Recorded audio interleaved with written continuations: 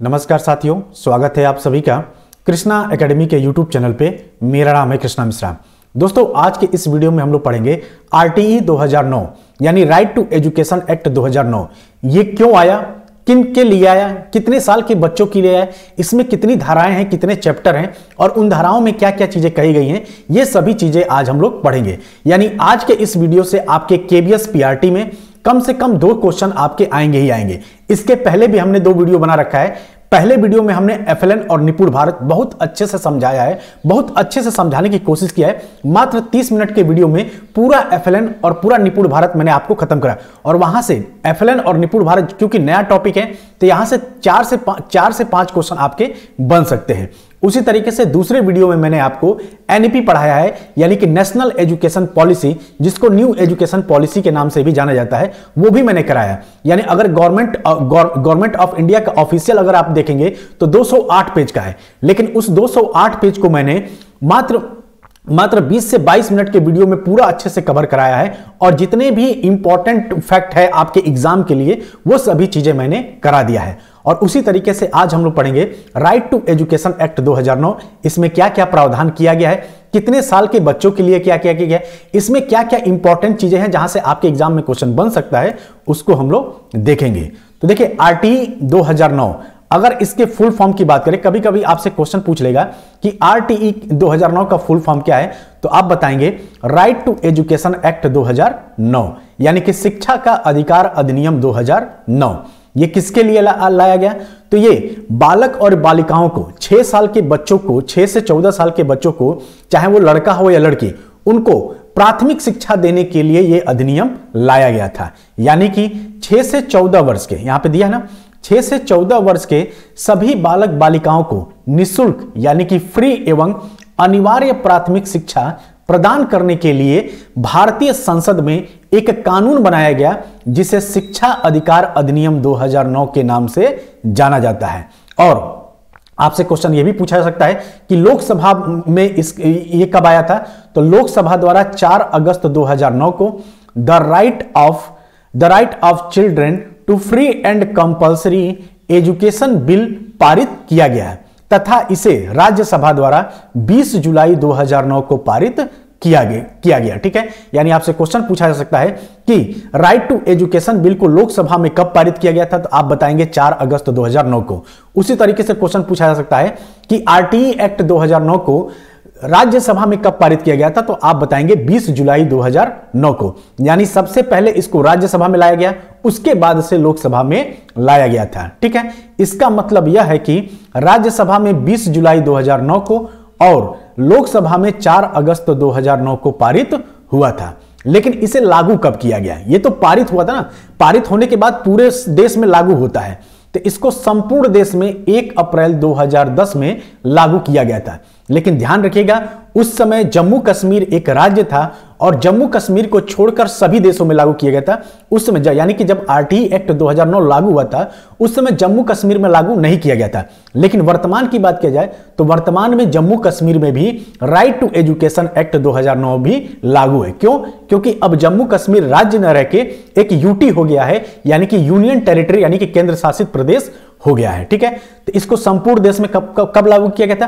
तो 1 अप्रैल 2010 को लागू किया गया था। आपसे क्वेश्चन पूछा जा सकता है कि शिक्षा का अधिकार अधिनियम आपका कब लागू किया गया था, तो आप बताएंगे पूरे देश में कब लागू हुआ था, तो 1 अप्रैल 2010 को लागू हुआ था। इसका पूरा नाम आपसे पूछा जा सकता है कि आरटीई एक्ट का पूरा नाम क्या है, तो आरटीई एक्ट का पूरा नाम है the right of children to free education and compulsory education 2009। यानी कि इसका पूरा नाम अगर आपसे क्वेश्चन पूछ ले तो बताएंगे आप the right of children to free education and compulsory education 2009 है।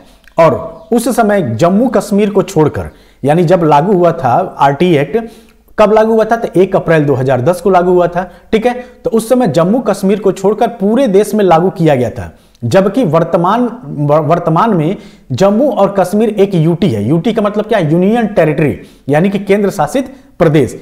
इसीलिए अब यह पूरे देश में लागू है। यानी कि अब यह क्या है, अब ये जो राइट आरटीई एक्ट 2009 है, यह जम्मू कश्मीर में भी लागू है। ठीक, और आगे देखते हैं तो वर्ष 2002 में संविधान के 86वें संशोधन के अनुसार अनुच्छेद 21A के अंतर्गत बच्चों को मुफ्त एवं अनिवार्य शिक्षा उपलब्ध कराने का प्रावधान किया गया है। यानी कि एक संशोधन हुआ था, 86वां संविधान संशोधन। ये कब हुआ था? तो 2002 में हुआ था। और इसके अनुसार अनुच्छेद में यानी संविधान में अनुच्छेद आर्टिकल 21A जोड़ा गया, जिसके अंतर्गत क्या प्रावधान किया गया था? तो जिसके अंतर्गत यह प्रावधान किया गया था कि बच्चों को मुफ्त एवं अनिवार्य शिक्षा उपलब्ध कराने का प्रावधान किया गया था। कितने साल के बच्चों को? तो 6 से 14 साल के बच्चों के लिए यह प्रावधान किया गया था। ठीक है। और देखिए ये नोट्स ऐसा है ना, इस नोट्स को इस तरीके से डिजाइन किया गया है कि आप जब पढ़ेंगे तो लगेगा कि इस कहानी पढ़ रहे हैं। एक कहानी के तरीके से ये नोट्स आपके दिमाग में छप जाएगा। यानी आप इस नोट्स को पढ़ते जाएंगे, पढ़ते के साथ साथ इसको समझ में भी आएगा कि कहां से चीजें एक चीजें का रिलेटेड, मतलब एक इस तरीके से इस नोट्स को बनाया गया है। ठीक है। भारत शिक्षा को बच्चों के लिए मौलिक अधिकार घोषित करने वाला विश्व का 135वां देश है। यानी कि शिक्षा को, यानी भारत जो है शिक्षा को मौलिक अधिकार यानी कि फंडामेंटल राइट का मतलब ये होता है कि हमें हमारे बच्चों को, हमारे देश के जितने भी छोटे छोटे बच्चे हैं जो 6 से 14 साल के अंतर्गत आते हैं, उनको अनिवार्य है निःशुल्क एवं फ्री एजुकेशन दिया जाए, कंपल्सरी एजुकेशन दिया जाए। इसीलिए अगर आपसे क्वेश्चन पूछ ले कि भारत शिक्षा को बच्चों के लिए मौलिक अधिकार घोषित करने वाला चौथा देश है, तो आप बताएंगे 135वां देश है। और आरटीई 2009 में 7 अध्याय हैं और 38 धाराएं हैं। सीधे सीधे क्वेश्चन पूछेगा कि आरटीई एक्ट 2009 में कितने अध्याय हैं, तो आप बताएंगे 7 अध्याय हैं। और कितनी धाराएं हैं, तो आप बताएंगे 38 धाराएं हैं। ठीक है। अब आरटीई 2009 कहां लागू हुआ है इसके बारे में देख लेते हैं। तो आरटीई 2009 सरकारी, निजी, केबीएस, एनवीएस सभी संस्थाओं पर लागू होगा। अपवाद में क्या है? तो अपवाद में धार्मिक संस्थानों को छोड़कर, जैसे कि जो धार्मिक संस्था जैसे मदरसा, जैसे उसमें क्या होता है कि एक धार्मिक शिक्षा दी जा सकती है मदरसा में, तो मदरसा में यह लागू नहीं होगा। लेकिन उसके अलावा जितने भी धार्मिक शिक्षा के अलावा जितने भी धार्मिक संस्थान हैं, उसके अलावा सभी सरकारी स्कूलों में, सभी निजी प्राइवेट स्कूलों में, एनबीएस, केबीएस आदि में भी ये आरटीई एक्ट 2009 लागू होगा। ठीक है। अब आते हैं कि इसको 7 अध्याय में बांटा गया है और इसमें 38 धाराएं हैं। तो एक एक इंपॉर्टेंट चैप्टर के बारे में और एक एक इंपॉर्टेंट धारा के बारे में हम लोग देख लेते हैं। तो चैप्टर 1 की बात करें तो चैप्टर 1 में धारा 1 क्या कहता है? तो धारा 1 के अंतर्गत आरटीई के पूरे नाम के बारे में बताया गया है। अब आरटीई का पूरा नाम क्या है ये मैंने आपको बता ही दिया। ठीक। अब धारा 2 में क्या है? तो धारा 2 के अंतर्गत सामान्य बच्चे और समर्थ बच्चे की परिभाषा के बारे में बताया गया है। जैसे कि सामान्य कुछ होते हैं सामान्य बच्चे, कुछ होते हैं समर्थ बच्चे, तो इनकी परिभाषा दिया गया है धारा 2 में। ठीक है। आपसे परिभाषा नहीं पूछेगा, लेकिन आपसे क्वेश्चन क्या पूछेगा कि धारा 2 के अंतर्गत किस चीज का प्रावधान किया गया, यानी आरटीई एक्ट के धारा 2 के अंतर्गत किस चीज का प्रावधान किया गया, तो आप बताएंगे सामान्य बच्चे और समर्थ बच्चे की परिभाषा दिया गया है। ठीक है। अब आते हैं चैप्टर 2 में। चैप्टर 2 क्या कहता है? चैप्टर 2 के अंतर्गत धारा 3 की बात करें तो धारा 3 में बच्चे की आयु के बारे में बताया गया है, जिसमें 6 से 14 साल के सामान्य बच्चों के लिए निःशुल्क और अनिवार्य शिक्षा और 6 से 18 साल के असमर्थ बच्चों के लिए निःशुल्क एवं अनिवार्य शिक्षा का प्रावधान किया गया है। अब ये क्या है? देखिए धारा 3 कहता है कि इसमें बच्चे की आयु के बारे में बताया गया है और साथ साथ ये भी प्रावधान किया गया है कि अगर कोई बच्चा 6 से 14 साल का है तो उसको चाहे वो बच्चा सामान्य हो या असामान्य हो या समर्थ हो या असमर्थ हो, उन सभी बच्चों को, अगर समर्थ है तो भी असमर्थ है तो भी, ठीक है, तो 6 से 14 साल के समर्थ और असमर्थ सभी बच्चों को क्या किया जाएगा? निःशुल्क और अनिवार्य शिक्षा प्रदान किया जाएगा। किसके द्वारा? तो स्टेट गवर्नमेंट के द्वारा, यानी कि गवर्नमेंट के द्वारा, कोई भी गवर्नमेंट हो वो करेगा। ठीक है, चाहे वो सेंट्रल गवर्नमेंट हो चाहे वो आपका स्टेट गवर्नमेंट हो।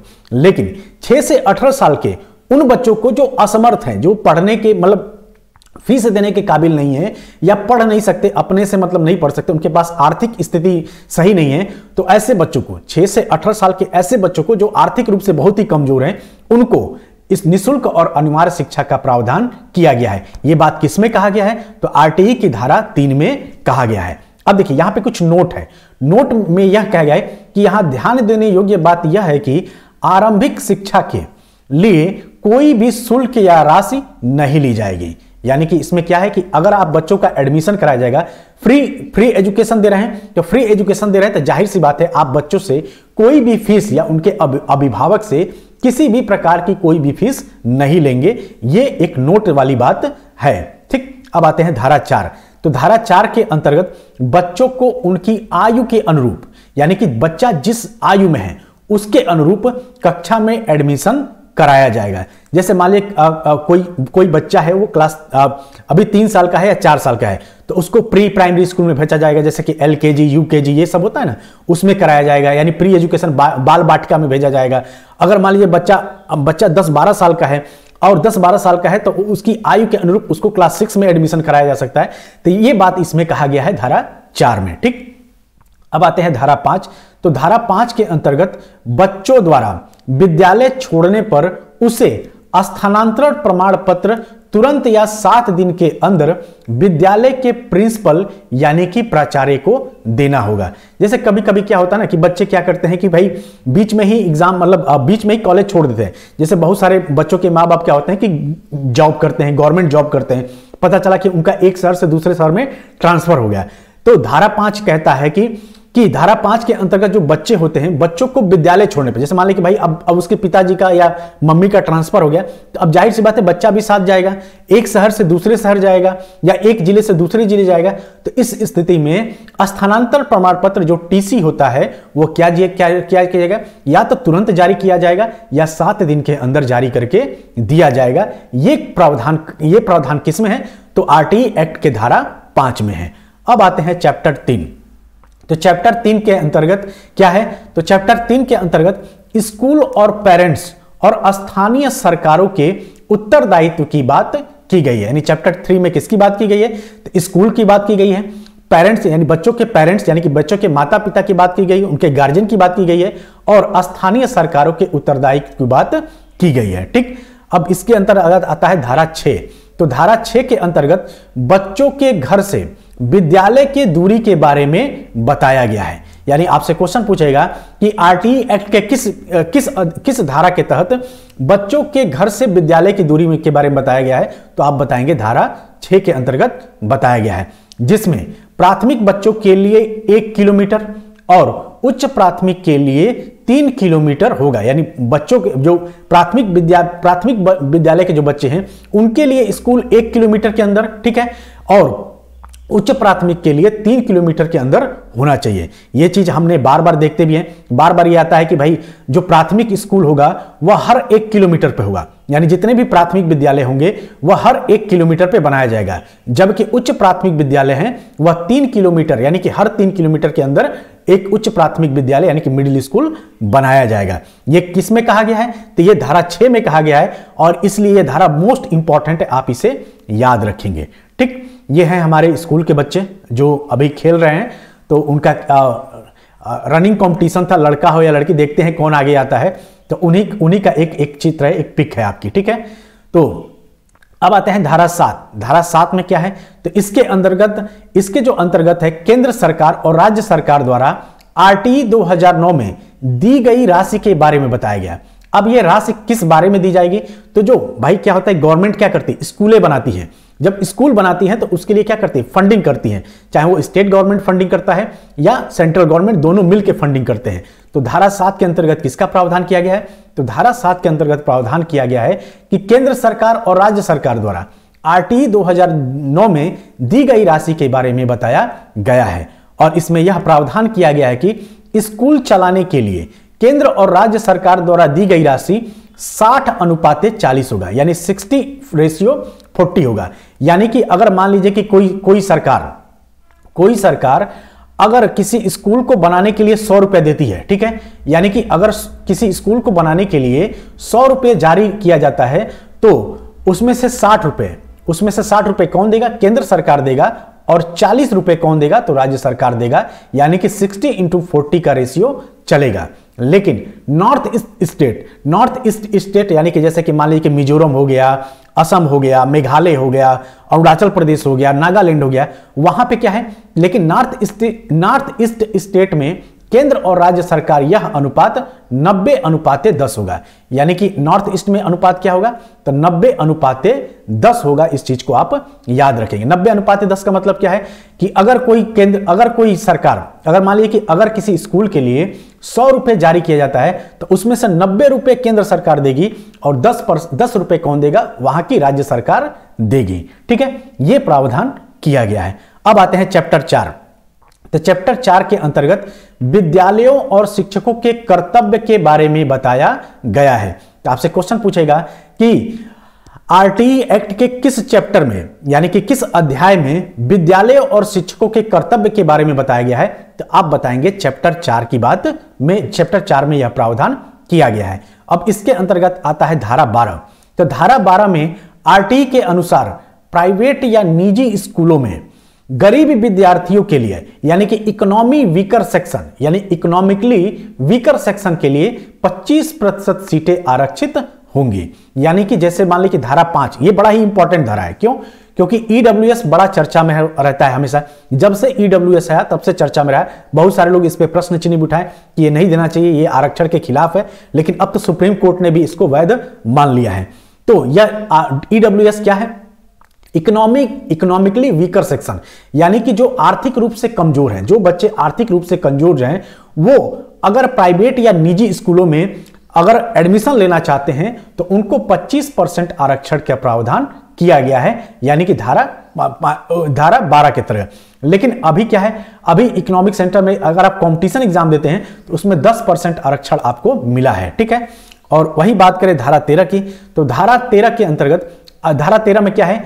तो आरटीई के अंतर्गत आने वाले बच्चों में, यानी कि आरटीई के तरह, यानी कि राइट टू एजुकेशन एक्ट 2009 के अंतर्गत आने वाले बच्चों से स्कूल द्वारा कोई भी फीस नहीं ली जाएगी। यानी कि अगर आरटीई, जो बच्चा आरटीई के अंतर्गत अगर किसी स्कूल में एडमिशन लेने जा रहा है तो उससे कोई भी फीस नहीं ली जाएगी।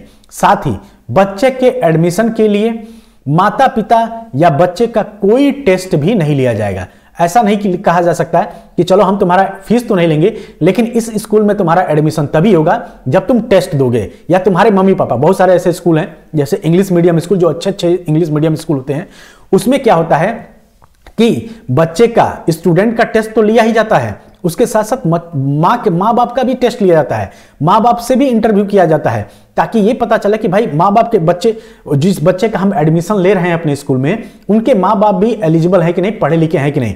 तो आजकल कॉन्सेप्ट क्या है? बड़े बड़े इंटरनेशनल स्कूल या बड़े बड़े जो इंग्लिश मीडियम में चले जाइए, जहां पे मतलब अच्छी पढ़ाई होती है, माना जाता है ऐसी अच्छी पढ़ाई, वहां पे क्या करते हैं? बच्चे के साथ साथ माँ बाप का भी इंटरव्यू लिया जाता है, माँ बाप का भी टेस्ट लिया जाता है। ठीक है, तो ये सब चीजें हैं। लेकिन आरटीई के अंतर्गत आने वाले जो बच्चे होंगे, वो अगर किसी स्कूल में, चाहे वो निजी हो या गवर्नमेंट हो, अगर एडमिशन लेने जा रहे हैं तो उनसे ना ही कोई फीस लिया जाएगा, ना ही कोई टेस्ट लिया जाएगा, और ना ही उनके माता पिता से कोई टेस्ट लिया जाएगा। अब आते हैं धारा 14 को 2 भागों में बांटा गया है। तो धारा 14 के क्लॉज 1 में क्या कहा गया है? तो बच्चों के पेरेंट्स से यदि स्कूल में आरटीई वाले बच्चे से कोई फीस ली गई तो स्कूल पर जुर्माना लगाया जाएगा। यानी कहने का मतलब क्या है कि अगर कोई बच्चा है जो आरटीई के अंतर्गत आता है और आरटीई के अंतर्गत उसने किसी स्कूल में एडमिशन लिया और उस एडमिशन के लिए अगर उस स्कूल ने कोई फीस चार्ज किया है तो उस स्कूल पर क्या लगेगा? भारी जुर्माना लगेगा। यानी उस स्कूल पर जुर्माना लगाया जा सकता है, क्योंकि आरटीई के अंतर्गत आने वाले बच्चे से आप कोई भी फीस या कोई भी शुल्क नहीं ले सकते। ठीक है, तो यह प्रावधान किया गया है धारा 14 के आर्टिकल 1 में, यानी धारा 14 के क्लॉज 1 में। अब आता है धारा 14 का क्लॉज 2, यानी आर्टिकल यानी कि धारा जो 14 है वो 2 भागों में बांटा गया है, क्लॉज 1 और क्लॉज 2। इसके अंतर्गत जन्म प्रमाण पत्र, यानी कि बर्थ सर्टिफिकेट नहीं होने पर भी किसी बच्चे को विद्यालय में प्रवेश से इनकार नहीं किया जा सकता। जैसे क्या है कि बहुत सारे बच्चे ऐसे होते हैं जिनके पास बर्थ सर्टिफिकेट नहीं होता। ठीक है, तो जन्म प्रमाण पत्र देना जरूरी नहीं है। यानी धारा 14 के क्लास 2 में यह प्रावधान किया गया है कि अगर किसी बच्चे के पास बर्थ सर्टिफिकेट या जन्म प्रमाण पत्र नहीं है तो उसको एडमिशन के लिए नहीं रोका जाएगा। ठीक, अब आते हैं धारा 15। धारा 15 क्या कहता है? तो धारा 15 के अंतर्गत बच्चों को हर हाल में दाखिला दिया जाएगा, चाहे वह शैक्षणिक वर्ष के आरंभ में या बीच में ही क्यों ना आया हो।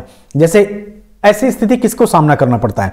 ऐसी स्थिति उसी बच्चे को शामिल करना पड़ता है जिसके बच्चे गवर्नमेंट जॉब में होते हैं या किसी ऐसे जॉब में है जहां पे क्या होता है कि अचानक ट्रांसफर हो गया, पता चला कि अभी मिड सेशन चल रहा है, उसी में ट्रांसफर हो गया, अब वो चले गए दूसरे स्टेट में या दूसरे जिले में, अब उनका बच्चा भी चला गया।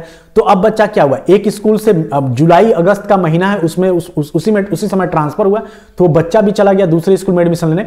तो कोई स्कूल वाला ये नहीं कह सकता कि मैं एडमिशन नहीं ले सकता क्योंकि मिड सेशन चल रहा है, एडमिशन का दौर खत्म हो गया है, ऐसा नहीं हो सकता। ठीक है, तो ये बात किसमें कहा गया है? तो धारा 15 में कहा गया है। ठीक, अब आता है धारा 16।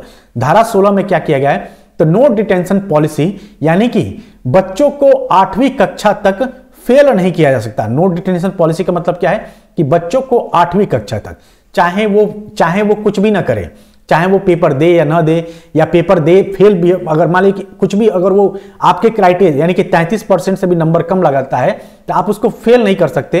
ये नहीं कि आप अगर वो फेल हो गया तो 8वीं में ही रहेगा, नहीं, या 7वीं में ही फेल हो गया तो 7वीं में ही रहे, नहीं, उसको प्रमोट करके आप 8वीं में एडमिशन देंगे। ये बात किसमें कहा गया है? तो धारा 16 में कहा गया है कि 8वीं तक किसी भी बच्चे को फेल नहीं किया जा सकता और ना ही फेल होने पर विद्यालय से निकाला जा सकता है। ठीक, लेकिन ध्यान देने वाली बात यह है कि 2019 में प्रोफेसर सुब्रमण्यम की अध्यक्षता में एक कमेटी बनाई गई जिसके अंतर्गत हम बच्चों को फेल कर सकते हैं। यानी कि देखिए 2016 में क्या किया गया, मतलब धारा 16 में क्या प्रावधान किया गया है? तो धारा 16 में यह प्रावधान किया गया है कि 8वीं तक किसी भी बच्चे को फेल नहीं किया जाएगा और ना ही विद्यालय से निकाला जाएगा। लेकिन 2019 में प्रोफेसर सुब्रमण्यम की अध्यक्षता में एक कमेटी बनाई गई जिसके अंतर्गत यह कहा गया कि हम बच्चों को फेल कर सकते हैं, लेकिन फेल हुए बच्चे को 2 महीने तक फिर से पढ़ाया जाएगा। यानी कि ये जो कमेटी बनी थी प्रोफेसर सुब्रमण्यम की अध्यक्षता में, इसमें यह कहा गया कि नहीं, हम 8वीं तक के बच्चों को, अगर 8वीं में, अगर 6वीं 7वीं 8वीं में बच्चा फेल हो जाता है हम उसको फेल कर सकते हैं, लेकिन उस फेल हुए बच्चे को हम 2 महीने तक फिर पढ़ाएंगे, 2 महीने तक अच्छे से प्रशिक्षण देंगे, उसके बाद उनका दोबारा एग्जाम लेंगे। अगर वो उस एग्जाम में अगर बच्चा पास कर जाता है तो हम उसको अगली कक्षा में प्रवेश देंगे। ये प्रावधान किया गया है। ठीक, अब आते हैं धारा 17। धारा 17 क्या कहता है? तो धारा 17 के अंतर्गत विद्यालय में बच्चों को शारीरिक एवं मानसिक रूप से प्रताड़ित नहीं किया जा सकता है। यानी अब क्या है, अब पहले हम लोग क्या थे, बचपन में जब हम लोग पढ़ते थे तो कुछ नहीं आता था, हम लोग के जो टीचर होते थे बल भर कूटते थे, इतना मार देते थे कि मतलब 2-4 दिन तो बुखार ही रहता था। लेकिन आजकल के क्या है, आजकल ये है ना कि आप किसी बच्चे को मार नहीं सकते। अगर बच्चे मार दिए तो अगर उनके माता पिता अगर कंप्लेन कर दिए तो आपकी नौकरी चली जाएगी। ये प्रावधान किसके लिए है? ये प्रावधान किया गया है धारा 17 के अंतर्गत। धारा 17 में यह बात कही गई है कि आप विद्यालय के अंतर्गत, यानी धारा 17 के अंतर्गत विद्यालय में बच्चों को शारीरिक एवं मानसिक रूप से प्रताड़ित नहीं कर सकते। यानी कि आप बच्चे को मार नहीं सकते। पहले हम लोग खूब कुटाई होती थी, एक क्वेश्चन ना बताओ 2 डंडे पड़ते थे हाथों पे, और इतने भयंकर तरीके से मारते थे टीचर कि कभी कभी हथेलियां क्या होती थी, फूल जाती थी, सूज जाती थी। लेकिन अभी क्या है, अभी टीचर क्या है, बच्चों को मारने से डरता है। वो किस लिए डरता है? इसी धारा 17 के अंतर्गत मारने से डरता है। ठीक, तो बच्चों को शारीरिक एवं मानसिक रूप से प्रताड़ित नहीं किया जाएगा। धारा 21 के अंतर्गत क्या कहा गया है? तो धारा 21 के अंतर्गत स्कूल मैनेजमेंट कमेटी यानी कि एसएमसी का गठन होना अनिवार्य है। जो ये एसएमसी क्या है, किसके लिए है? तो यह जो एसएमसी है वह उच्च प्राथमिक कक्षाओं के लिए होता है। यानी धारा 21 के अंतर्गत क्या क्या प्रावधान किया गया है? तो धारा 21 के अंतर्गत स्कूल मैनेजमेंट कमेटी का गठन होना अनिवार्य है यानी कि कंपलसरी है। और यह किसके लिए होगा? तो उच्च प्राथमिक कक्षाओं के लिए होगा। तो आपसे क्वेश्चन पूछेगा कि आरटीई एक्ट के अंतर्गत स्कूल मैनेजमेंट कमेटी का प्रावधान किसमें किया गया है? तो आप बताएंगे धारा 21 में किया गया है। यह स्कूल मैनेजमेंट कमेटी किसके लिए है? तो उच्च प्राथमिक कक्षाओं के लिए होता है। इसमें क्या प्रावधान किया गया है? तो इसमें स्कूल के 3/4 सदस्य होने चाहिए, यानी ये जो कमेटी एसएमसी बनेगी इसमें स्कूल के 3/4 सदस्य होने चाहिए और साथ ही इसमें 50% फीमेल होनी चाहिए, यानी कि जो एसएमसी है उसमें पूरे स्कूल के 3/4 सदस्य होंगे और इस 3/4 सदस्य में से 50% फीमेल का योगदान होना चाहिए। यह किसमें कहा गया है? तो धारा 21 में कहा गया है। अब आते हैं धारा 22। तो धारा 22 के अंतर्गत स्कूल डेवलपमेंट मैनेजमेंट कमेटी का गठन होना चाहिए। अब ये स्कूल डेवलपमेंट मैनेजमेंट कमेटी का गठन किसके लिए होना चाहिए? तो सीनियर सेकेंडरी क्लासेस के लिए बनती है। ठीक है, तो आपको याद रखना है एसएमसी और स्कूल डेवलपमेंट मैनेजमेंट कमेटी, इनके से क्वेश्चन आपका पूछा जा सकता है। अब आते हैं धारा 23। धारा 23 के अंतर्गत अध्यापक की योग्यता का निर्धारण किया गया है। जैसे मान लीजिए कि आप प्राइमरी, केबीएस प्राइमरी या एस्टेट का एग्जाम देने जा रहे हैं। ठीक है, तो एस्टेट में और केबीएस प्राइमरी के लिए एलिजिबिलिटी क्या है कि आपके पास बीटीसी या बीएड की डिग्री होनी चाहिए। ठीक है, ये एक हो गया। उसके बाद से आप किसी स्टेट गवर्नमेंट का टेट एग्जाम पास हो, यानी कि अगर यूपी टेट, अगर आप सुपर टेट दे रहे हैं तो यूपी टेट पास होना चाहिए या सी टेट पास होना चाहिए। उसी तरीके से अगर आप केबीएस दे रहे हैं तो केबीएस के लिए आपके पास बीएड और बीटीसी की डिग्री होनी चाहिए और साथ साथ आपको सी टेट पास होना अनिवार्य है। यानी कि धारा 23 क्या बात करता है? तो धारा 23 अध्यापक की योग्यता का निर्धारण करता है कि आपको केबीएस पीआरटी के लिए क्या क्या एलिजिबिलिटी क्राइटेरिया होनी चाहिए या सुपर टेट के लिए आपको क्या क्या पास होना चाहिए, क्या क्या एकेडमिक आपके पास होनी चाहिए, तभी जाके वो आप एग्जाम में दे सकते हैं। ठीक है, अब आते हैं धारा 24। तो धारा 24 के अंतर्गत शिक्षक के कर्तव्य की बात की गई है। क्वेश्चन सीधे पूछेगा कि शिक्षक के कर्तव्य की बात आरटीई के किस एक्ट में, किस धारा में कहा गया है? तो आप बताएंगे धारा 24 में। और इन कर्तव्यों का पालन न करने पर अध्यापक के साथ अनुशासनात्मक कार्रवाई की जा सकती है। यानी कि मान लीजिए कोई टीचर है जो अपने कर्तव्यों का पालन नहीं कर रहा है। कर्तव्यों का पालन मतलब कर्तव्य, शिक्षक के कर्तव्य क्या ही होते हैं कि बच्चे को अच्छे से पढ़ाया जाए, बच्चे के अंदर क्या कमियां हैं उसको ढूंढा जाए, उसको दूर करने की कोशिश किया जाए, बच्चे को समझा जाए कि बच्चा आखिर किस तरीके से पढ़ सकता है, किस तरीके से नहीं पढ़ सकता है, क्या चीजें होती है। इसीलिए तो हम लोग को बाल मनोविज्ञान पढ़ाया जाता है। बाल मनोविज्ञान हम लोग क्यों पढ़ते हैं? क्यों? इसलिए पढ़ते हैं ताकि हमें बच्चों को ही पढ़ाना है और बच्चों की बाल मनोस्थिति जब तक आप नहीं जानेंगे तब तक आप बच्चों को नहीं पढ़ा पाएंगे। और इस दुनिया में सबसे बड़ा काम होता है छोटे बच्चों को पढ़ाना। एक बड़े बच्चे जैसे क्लास 8-9 के बच्चों को आप बहुत अच्छे से पढ़ा सकते हैं। क्यों? क्योंकि उनका जो दिमाग है वो काफी डेवलप कर चुका है। अगर आप उनको बहुत बेहतरीन तरीके से, अगर आप अच्छे टीचर हैं और अच्छे से बस कॉन्सेप्ट क्लियर करा देते हैं तो वो बच्चे आप पे खुश रहेंगे। लेकिन छोटा बच्चा क्या है? छोटा बच्चा का पढ़ने का मन नहीं करता, उसको खेलने में मन लगता है, उसको लगता है कि मेरा दोस्त वहां पे खेल रहा है, मैं पढ़ रहा हूं। तो वो ऐसे बच्चों को आपको पढ़ाई में लाना है, यानी छोटे बच्चों को पढ़ाना बड़ा टफ काम होता है। इसीलिए यहां पे धारा 24 में क्या किया गया है? शिक्षक के कर्तव्य के बारे में बताया गया है। ठीक, अब आता है धारा 25। अब धारा 25 क्या कहता है?